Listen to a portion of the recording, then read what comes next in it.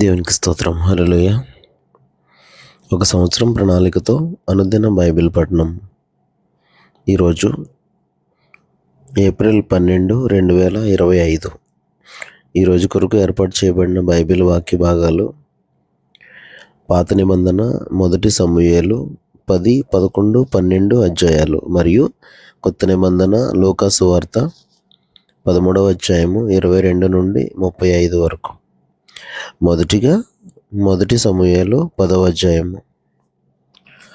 అప్పుడు సమూయేలు తైలపు బుడ్డి పట్టుకుని సౌలు తల మీద తైలం పోసి అతన్ని ముద్దు పెట్టుకుని, యెహోవా నిన్ను అభిషేకించి తన స్వాస్థ్యము మీద అధిపతిగా నియమించి ఉన్నాడు అని చెప్పి ఇలాగ సెలవిచ్చాను. ఈ దినమున నీవు నా యొద్ద నుండి పోయిన తర్వాత బెన్యామీను సరిహద్దులో సెల్సహులో నుండి రాహేలు సమాధి దగ్గర 2 మనుషులు నీకు కనబడుదురు. వారు నీవు వెదకబోయిన గార్ధబొమ్మలు దొరికినవి.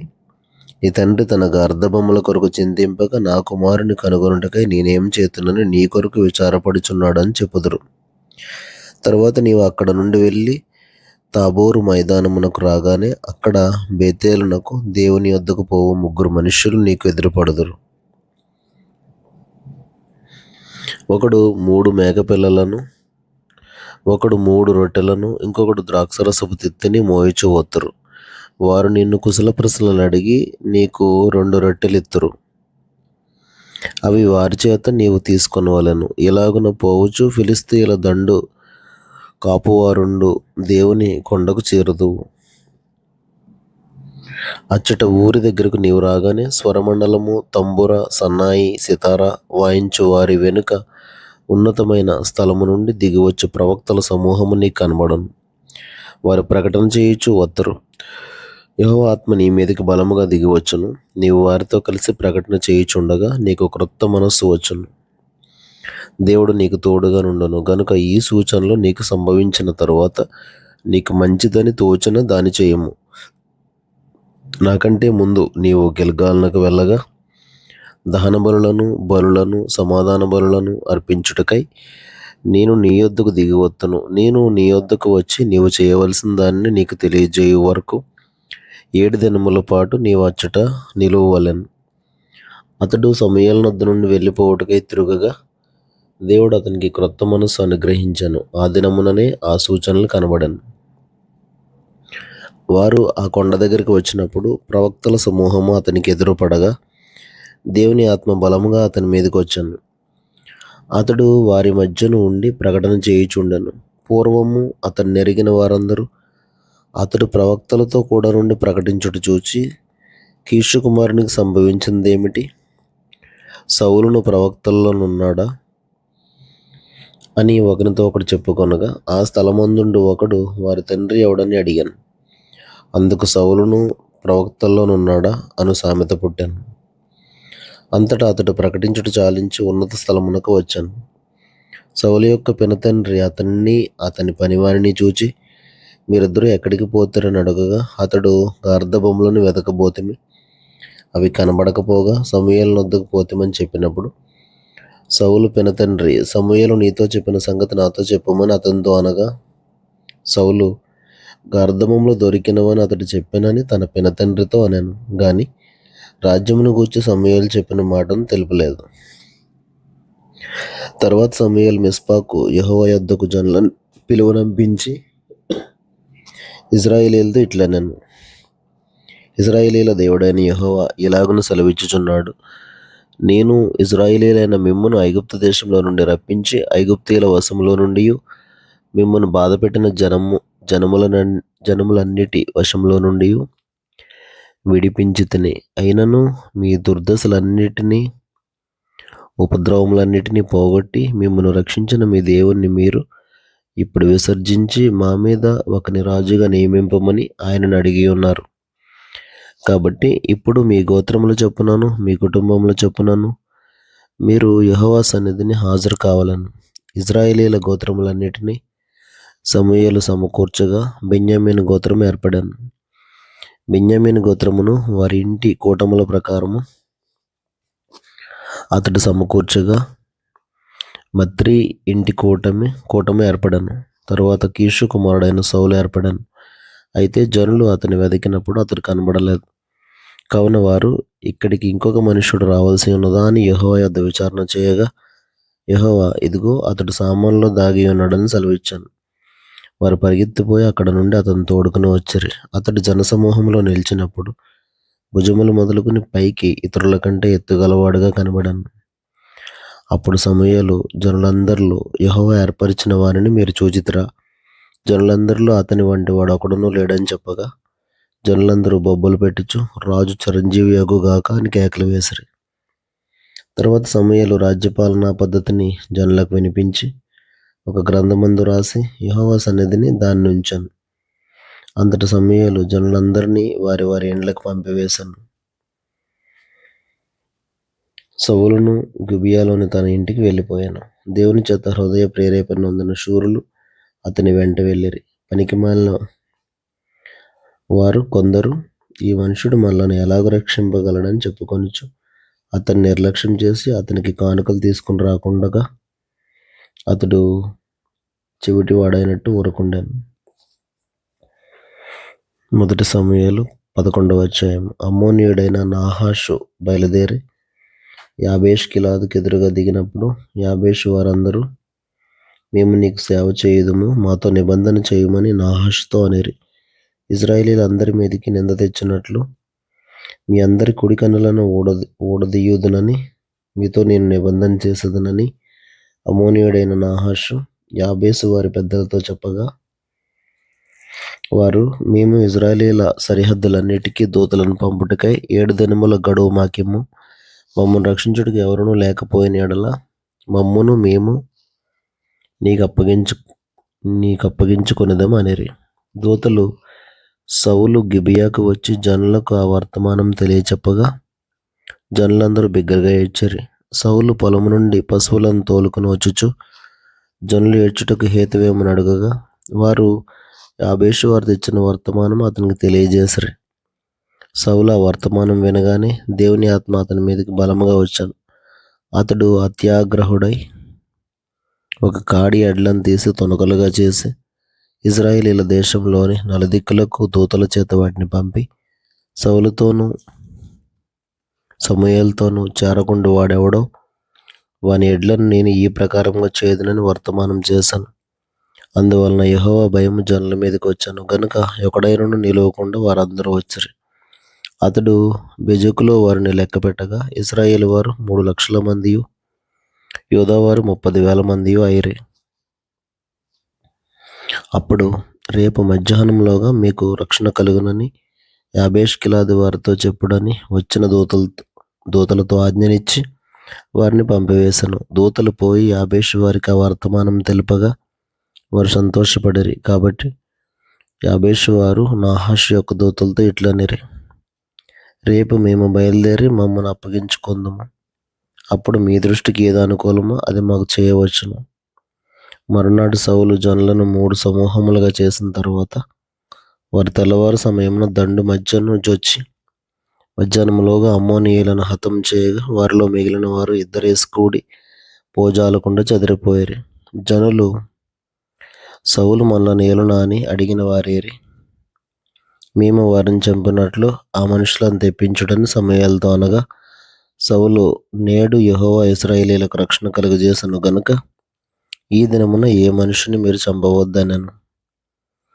మనము గిల్గాలునకు వెళ్ళి రాజ్య పరిపాలనా పద్ధతిని మరలా స్థాపించుకుందాం రండి అని చెప్పి సమూయేలు జనులను పిలువగా జనులందరూ గిల్గాలునకు వచ్చి గిల్గాలులో యెహోవా సన్నిధిని సమాధాన బలులను అర్పించి యెహోవా సన్నిధిని సౌలునకు పట్టాభిషేకం చేసిరి.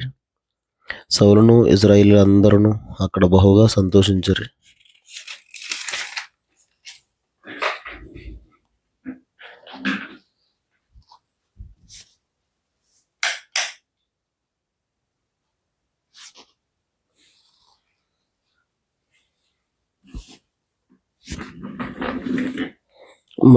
మొదటి సమూయేలు 12వ అధ్యాయం. అప్పుడు సమూయేలు ఇశ్రాయేలీయులందరితో ఇట్లా నన్ను ఆలకించుడి. మీరు నాతో చెప్పిన మాటను అంగీకరించి మీ మీద ఒకని రాజుగా నియమించి ఉన్నాను. రాజు మీ కార్యములను జరిగించును. నేను తలనేరిసిన ముసలివాడను, నా కుమారులు మీ మధ్యనున్నారు. బాల్యము నాటి నుండి నేటి వరకు నేను మీ కార్యములను జరిగించుచూ వచ్చుతని. ఇదిగో నేనున్నాను. నేనెవని ఎద్దునైనా తీసుకుంటినా, ఎవనికి అర్ధబొమ్మునైనా పట్టుకుంటినా, ఎవనికైనా అన్యాయం చేసేతినా, ఎవరినైనా బాధ పెట్టితినా, న్యాయం నాకు అగపడకుండా ఎవని యొద్దనైనా లంచం పుచ్చుకుంటినా, అలాగు చేసిన యెడల యెహోవా సన్నిధిని ఆయన అభిషేకం చేయించిన వాని ఎదుటను వాడు నా మీద సాక్ష్యం పలుకవలెను. అప్పుడు నేను మీ ఎదుట దానిని మరలా నెత్తుననెను. నీవు మాకు ఏ అన్యాయంనైనను ఏ బాధనైనను చేయలేదు, ఏ మనుషుని యొద్ద గాని నీవు దేనినైనను తీసుకొనలేదని వారు చెప్పగా, అతడు, అట్టిది నా యొద్ద ఏదియూ మీకు దొరకదని యెహోవాయును ఆయన అభిషేకం చేయించిన వాడును ఈ దినమున మీ మీద సాక్షులై ఉన్నారని చెప్పినప్పుడు, సాక్షులే అని వారు ప్రత్యుత్తరం ఇచ్చారు. మరియు సమూయేలు జనులతో ఇట్లనెను, మోషేను అహరోనును నిర్ణయించి మీ పితరులను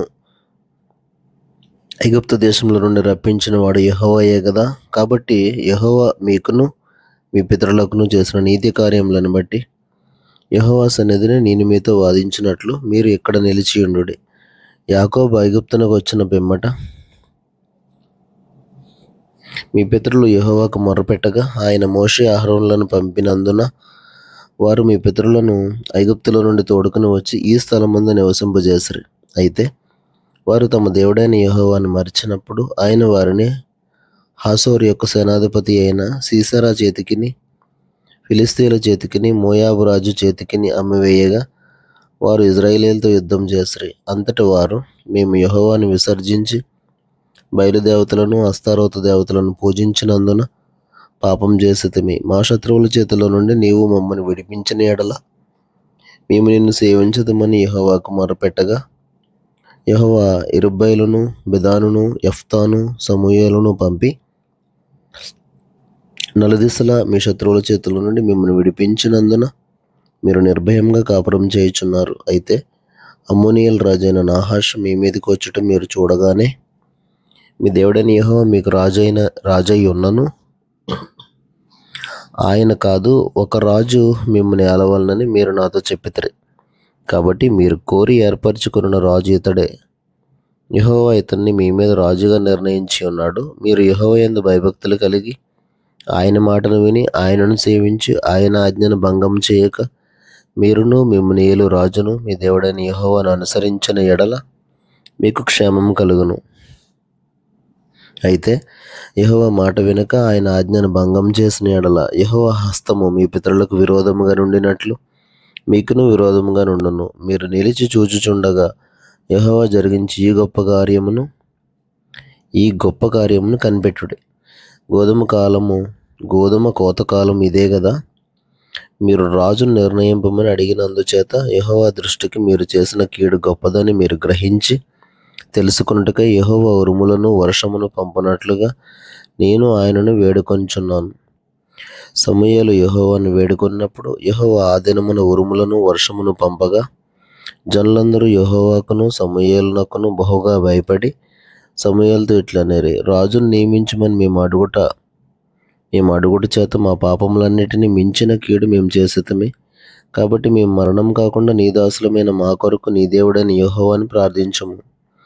అంతట సమూయేలు జనులతో ఇట్లనెను, భయపడకుడి. మీరు ఈ కీడు చేసిన మాట నిజమే. ఆయనను యెహోవాను విసర్జింపకుండా ఆయనను అనుసరించుచు పూర్ణ హృదయముతో ఆయనను సేవించుడి. ఆయనను విసర్జింపకుడి. ఆయనను విసర్జింపు వారు ప్రయోజనము మారినవై రక్షింపలేని మాయా స్వరూపములను అనుసరించుదురు. నిజముగా అవి మాయే. యెహోవా మిమ్మును తనకు జనముగా చేసుకొనుటకు ఇష్టం కలిగి ఉన్నాడు. తన ఘనమైన నామము నిమిత్తము తన జనులను ఆయన విడనాడాడు. నా మట్టుకు నేను మీ నిమిత్తం ప్రార్థన చేయటం మానుట వలన యెహోవాకు విరోధంగా పాపం చేసిన వాడనగుదును. అది నాకు దూరమగును గాక. కానీ శ్రేష్టమైన చక్కని మార్గమును మీకు బోధింతును. ఆయన మీ కొరకు ఎన్ని గొప్ప కార్యములను చేశానో అది మీరు తలంచుకుని మీరు యెహోవా యందు భయభక్తులు కలిగి నిష్కపటులై పూర్ణ హృదయముతో ఆయనను సేవించుట ఆవశ్యకము. మీరు కీడు చేయువారైతే తప్పకుండా మీరును మీ రాజును నాశనమగుదురు.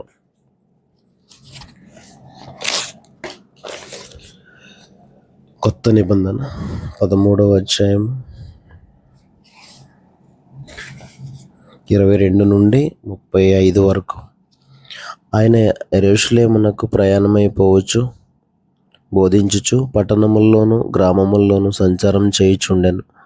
ఒకడు, ప్రభువా, రక్షణ పొందువారు కొద్దిమందేనా అని ఆయన అడగగా, ఆయన వారించి వచ్చి, ఇరుకు ద్వారమున ప్రవేశింప పోరాడుడి, అనేకులు ప్రవేశింపజూతురు గాని వారి వలన కాదని మీతో చెప్పుచున్నాను. ఇంటి యజమానుడు లేచి తలుపు వేసిన తర్వాత మీరు వెలుపలిచ్చి తలుపు తట్టి, అయ్యా, మాకు తలుపు తీయమని చెప్పనారంభించినప్పుడు ఆయన, మీరెక్కడి వారో మిమ్మల్ని ఎరుగనని ఉత్తరం మీతో చెప్పను.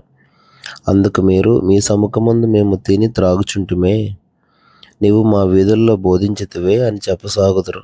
అప్పుడు ఆయన, మీరెక్కడి వారో మిమ్మల్ని ఎరుగనని మీతో చెప్పుచున్నాను. అక్రమం చేయు మీరందరూ నా యొద్ద నుండి తొలగిపొండి అని చెప్పను. అబ్రహాము, ఇస్సాకు, యాకోబులను సకల ప్రవక్తలను దేవుని రాజ్యంలో ఉండుటయు మీరు వెలుపలికి త్రోయబడుటయు మీరు చూచినప్పుడు మీరు ఏడ్చుచు పండ్లు కొరుకుదురు. మరియు జనులు తూర్పు నుండి, పడమట నుండి, ఉత్తరము నుండి, దక్షిణము నుండి వచ్చి దేవుని రాజ్యమందు కూర్చుందురు. ఇదిగో, కడపటి వారిలో కొందరు మొదటి వారగుదురు, మొదటి వారిలో కొందరు కడపటి వారగుదురు అని చెప్పాను. ఆ గడియలోనే కొందరు పరిసయ్యులు వచ్చి, నీవు ఇక్కడ నుండి బయలుదేరి పొమ్ము, హేరోదు నిన్ను చంపగోరుచున్నాడని ఆయనతో చెప్పగా, ఆయన వారిని చూచి, మీరు వెళ్ళి ఆ నక్కతో ఇలాగ చెప్పుడి, ఇదిగో, నేడును రేపును నేను దయ్యములను వెళ్ళగొట్టుచు రోగులను స్వస్థపరచుచు నుండి 3వ దినమున పూర్ణ సిద్ధి పొందదను. అయినను నేడు రేపు ఎల్లుండి నా త్రోవను నేను పోవుచుండవలను. ప్రవక్త యెరూషలేమునకు వెలుపల నశింప వల్లపడదు. యెరూషలేమా, యెరూషలేమా, ప్రవక్తలను చంపుచు నీ యొద్దకు పంపబడిన వారిని రాళ్లతో కొట్టుచు ఉండుదానా, కోడి తన పిల్లలను తన రెక్కల క్రింద ఎలాగూ చేర్చుకొనునో అలాగే ఎన్నో మార్లు నేను నీ పిల్లలను చేర్చుకొనవలనని యుంటిని గాని మీరు ఒల్లకపోతిరి. ఇదిగో, మీ ఇల్లు మీకు పాడుగా విడవబడుచున్నది. ప్రభువు పేరట వచ్చేవాడు స్తుతింపబడును గాకని మీరు చెప్పే వరకు మీరు నన్ను చూడరని మీతో చెప్పుచున్నానెను. దేవుడు తన పరిశుద్ధ వాక్యమును మన వెనుకిడిలో దీవించును గాక. ఆమేన్.